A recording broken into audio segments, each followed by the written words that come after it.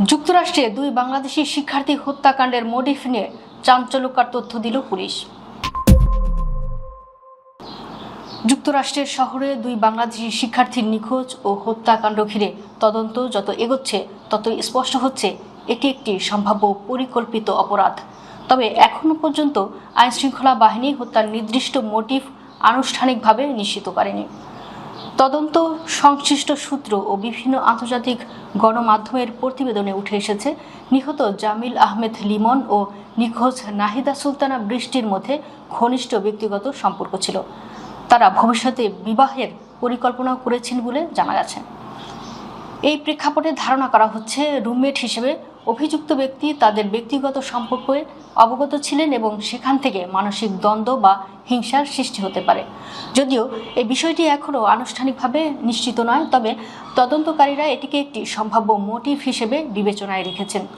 একই বাসায় বসবাসের কারণে দৈনন্দিন জীবনযাপন, ব্যক্তিগত পরিসর ও পারস্পরিক সম্পর্ক নিয়ে দ্বন্দ্ব তৈরি হওয়া অস্বাভাবিক নয়।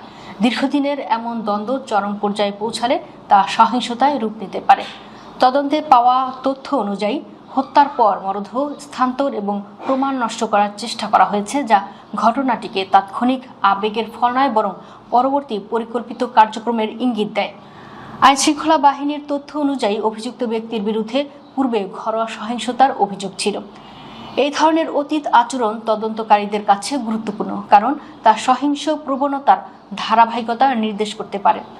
বিশ্লেষকদের মতে রাগ নিয়ন্ত্রণে অক্ষমতা, মানসিক অস্থিরতা এবং ব্যক্তিগত সম্পর্কের ক্ষেত্রে আগ্রাসী মনোভাব এসব বিষয় এক্ষেত্রে গুরুতর অপরাধের ঝুঁকি বাড়িয়ে দিতে পারে। তদন্তে উঠে এসেছে যে ভিকটিমের মরদেহ ঘটনাস্থল থেকে সরিয়ে অন্যত্র ফেলে দেওয়া হয়েছে এবং আলামত নষ্ট করার চেষ্টা করা হয়েছে। পাশাপাশি নিখোঁজ অপর ব্যক্তিকে জোরপূর্বক আটকে রাখার অভিযোগও রয়েছে।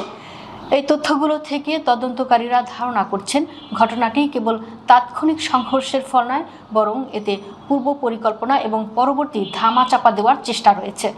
নাহিদা সুলতানা বৃষ্টি এখনও নিখোঁজ থাকলেও তদন্তকারীরা তাকে সম্ভাব্য ভিকটিম হিসেবে বিবেচনা করছেন।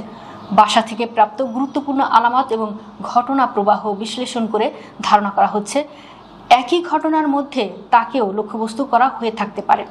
বড় কাউন্টি শেরিফ অফিস জানিয়েছে, সন্দেহভাজনের বিরুদ্ধে পূর্ব পরিকল্পিত হত্যার অভিযোগ আনা হলেও হত্যার কারণ বা উদ্দেশ্য এখনও স্পষ্টভাবে নির্ধারণ করা সম্ভব হয়নি।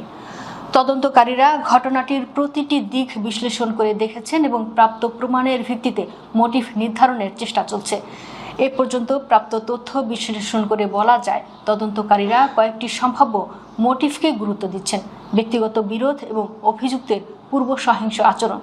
তবে নির্দিষ্ট মোটিভ নিশ্চিত করতে আরও প্রমাণ ও জিজ্ঞাসাবাদের ফলাফলের উপর নির্ভর করতে হবে। এই হত্যাকাণ্ড শুধু একটি অপরাধ নয়, বরং ব্যক্তিগত সম্পর্ক, মানসিক স্বাস্থ্য এবং সামাজিক পরিস্থিতির জটিল প্রভাবের একটি উদাহরণ।